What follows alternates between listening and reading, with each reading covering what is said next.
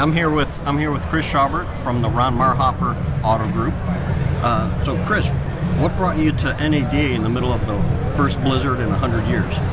Man, for me, I don't think there was an option to not come. It's like we had canceled flights as well, but we drove from Jackson, Mississippi to get here, just over 4 hours after 2 flights and some delays. But you know, this is where it's at, and this really sets the tone for our year. Sets the tone on great meetings with vendors. Just got through with a great session with you. So I think, you know, in my opinion, if you really want to set the tone, like, this is where you've got to be to see all the vendors in one place. And if I can go back to 2024, like, this is what set the tone for a whole lot of conversations throughout the year. And I've got a much better playbook going through 2025 because of the investment that I made in 2024.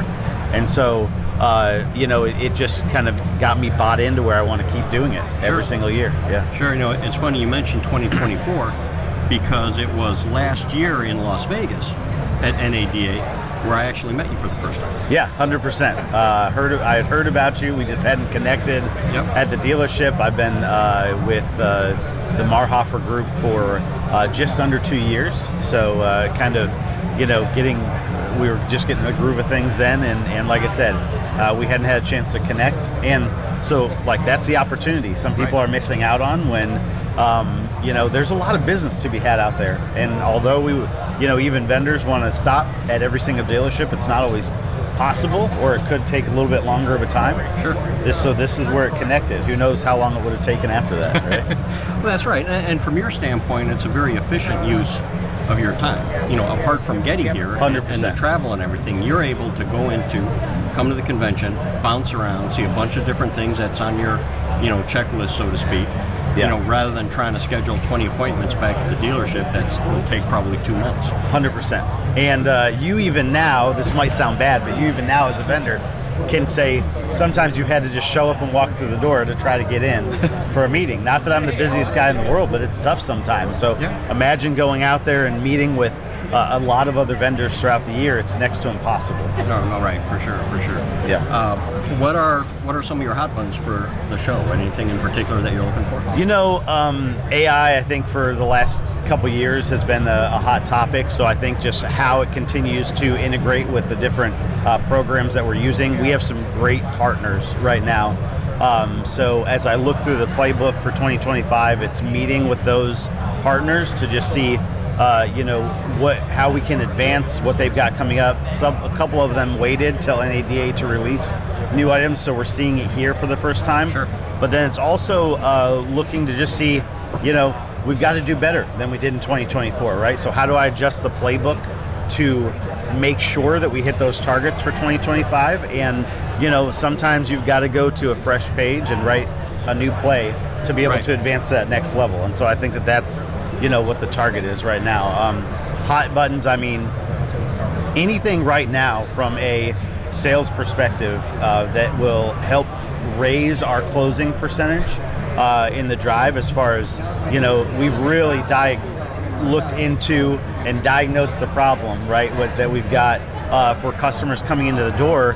And what we've even realized is that, hey, we've got to capture much more what's coming through the door. Sometimes we focus so much on getting them through the door, right, and then it falls back like, hey, are we getting enough appointments? Yeah, but what are we doing with those appointments? Same as internet closing ratio on the sales side. That's right. You know, it's the same exact philosophy, and so that's a hot button for me. We've got to have them coming in the door. I'm not letting up on that, but we've got to just continue to become better and tweak the process of capturing that closing percentage and increasing it. You have to figure out how to maximize every opportunity for every person that does come through the door. Yeah. It's just not about getting them through the door, getting them in and out with a one-item RO. You know, it's about getting them in, maximizing, showing the customer value, and then obviously, you know, taking care of what you need to take care of. Yeah, 100%. Right. So with, you know, I think you came on board about halfway through 2024. Yeah, 100%. You know, so obviously, you know, did some due diligence and everything before we, you know, started.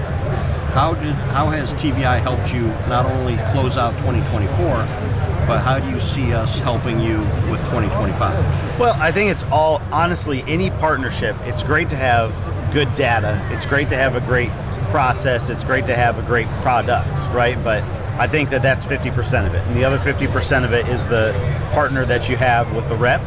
You know, in this situation, it's you, and, you know, we have great conversations throughout the year. So I think that when you talk about, you know, how has it benefited and impacted, it's benefited and impacted because of the relationship that we've had and how we're able to talk through. From a process standpoint, I would say that it still holds to be one of the best companies I've seen from a conquesting standpoint.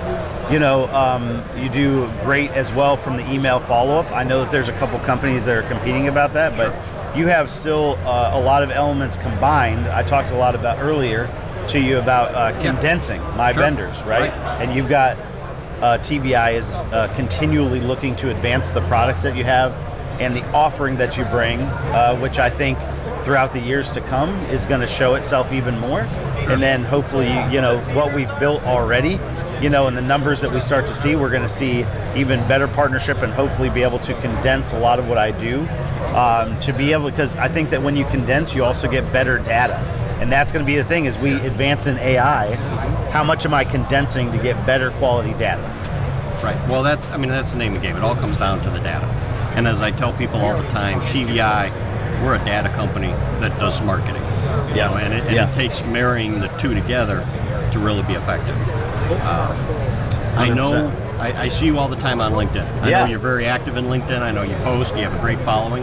Now, I've seen some posts recently, you know, it looks like you're doing some training or a different company that you kind of started. Yeah, Tell so me a little bit about I that. just have, you know, I've always done, had consulting business myself, done a lot of coaching and training, and even, you know, for all the teams that I've, you know, connected with, I have an online training platform that is called Team Fixed, and we are really just trying to engage and become kind of on the forefront for focusing solely on fixed operations. A lot of people do training and they kind of start to become broad and they want to try to grab everybody, but you know, the successful ones really out there are really focused. You know, even in my group, that as we really try to tackle and increase and motivate, I tell everybody, you know, they're like, man, how in such a short time have you been able to increase the numbers that you have? And I'm like, because I stay in my lane and I focus on making sure that I'm improving in the specific areas every single day. And that is really what we've taken this training platform to and really want to focus on. You know, how are we engaging with the team? And it's not just training. You've got to make sure that you have the right partner out there to engage and really converse back and forth. The more we communicate, the more we bring the vibe together, the more our minds start to wrap around and get excited about, you know, not just everybody says, I don't just want to work in the business, I want to work on the business, right? So if I wanted to work on the business, I've got to train right, I've got to partner right, and we've really got to collaborate in a different way to be able to stir up those ideas. And when you have that partner in collaboration, you're really stirring up like, hey, what do I need to change? And then not just what do I need to change, anybody can tell anybody what, but how? How do I do it effectively? How do I impact my team in a greater way? And you know, I work with some amazing people day in and day out. And so, man, I'm just blessed to, I want to make as big of an impact in fixed operations that I can throughout the years. Absolutely. That sounds like some of our brainstorming sessions that we've had. Yeah, 100%. You know, but just like you said, it's about focus. You know, and the thing that TVI does, and I get asked all the time, what can we do for vehicle sales or for variable? We're fixed ops focused. Yeah. You know, just like you're fixed ops focused. And when that's your sole focus and you're not splintered into, 1,000 different directions, it's amazing what you can accomplish. Yeah, 100%. And, you know, don't let it be a false conception that staying in your lane means that you don't ever touch sales, right? Because we've got to partner like no tomorrow, right? And actually, right, when we were just going through the data, you know, what was one of the things that we saw? How many people have clicked into your inventory to go check on cars? Because, man, I want to be a partner in sales, and sales wants to be a partner with fixed ops. Always. We've got to have, now listen, here's the other thing that we've got to dig into is service drive acquisition. We've got to have huge service drive acquisition. And I always say, like, hey, fixed ops can only go so high sometimes if sales is not increasing with it. because it's a massive partnership, Oh, it and is, that for sure. that matters for how big I'm building my customer base, how big I have my customer retention, and the partnership with companies just like TVI, what you're doing is huge on that, and huge for how we set ourselves up, and we've got to start to focus on keeping as much business as possible, in-house as well. How do we keep them in the family? Because I think what happened as well with COVID is that there were so many people out there just grabbing business. Hey, it was so plentiful. It's just, hey, I'll grab it from wherever it's at. And now it's like, hey, we need retention, we need retention, we need retention. And we've got to figure out, again, everybody says it, we've got to figure out sales again, right? How to sell. So it's how do I acquire the vehicles the right way? And there's a lot of great partners that are out there for that. And then, how do I keep them in-house? And then, like we talked about, how do I retain them? Anybody that's, 12 months, 14 months, 16 months that haven't been to the delership, why? I got to get them back. That's right. Just like having to bring in the conquest customers, as well, especially back during COVID. People were going to wherever they found the car and buying it. In our instance, whether it was in Toledo or Columbus, the other side of Cleveland, whatever the case. 100%. And the OEM doesn't tell you about that customer, even though they live right down the street from you. Right. And that's one of the things that we do with that conquest data in terms of bringing those customers in. I mean, the best dealership in the world typically has a 70% retention. Yeah. That means we're bleeding out 30%. Right. We got to find out where else can we get those customers to bring them back in, because it takes both. You got to have conquest and you got to retain. That's the only way it works to be successful in the future. 100%. And I really appreciate, once again, the partnership, how much you guys are focusing on that conquest piece, and how you've really mastered it, in my mind, and the way that you guys train the teams, the way that you converse with the teams. And congratulations to you. You just won a big award, right? That's right. Big Dog Award. That was fun. That was a big honor. I appreciate it. And I will say, listen, and those who are listening that know me, you said I've got an okay following, I would say, on LinkedIn. There's plenty of them that are bigger influences than I am. Who knows? Maybe I'll be there someday. But I'll say that's that piece from the partnership. There's a whole lot of guys that can just sell. Right. There are guys that are out there. There are guys that are on sale floors that can just sell. But we just talked about retention, and I think your partnership. So it's a huge, congratulations and accolades to you on. It takes more than just sales to get that award, in my opinion. Right. Well, it's the partnerships that you build. So. Right. Well, when you have a great partnership and a great relationship, the sales come easy. That's at the end of the day, it's a people business. Whether it's direct mail, vehicle sales, turning the wrench, whatever the case, it's a people business. And I know we've talked about it before, but I've certainly appreciated getting to know you over the past year, and the partnership that we've developed and the friendship that we've developed. So thank you. It's awesome. I really appreciate you having me Absolutely. out here on the show today. All right, man.